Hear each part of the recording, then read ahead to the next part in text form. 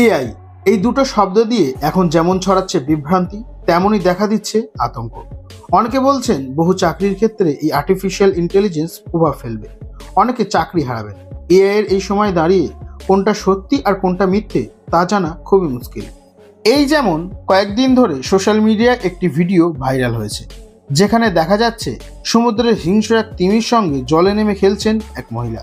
কখনো ডুব দিচ্ছেন, কখনো আবার ভেসে উঠছেন। পরে মুহূর্তে হাততালির চিৎকারে ফেটে পড়ছে দর্শকরা। সেই মহিলার নাম জেসিকা। দর্শকদের উচ্ছ্বাসে তিনিও হাসছেন। আর সেই মুহূর্তেই জেসিকার উপরে ঝাঁপিয়ে পড়ে হিংস্র তিমি, যার নাম ওরকা। মুহূর্তে ছিন্ন বিচ্ছিন্ন করে দেয় জেসিকার শরীর।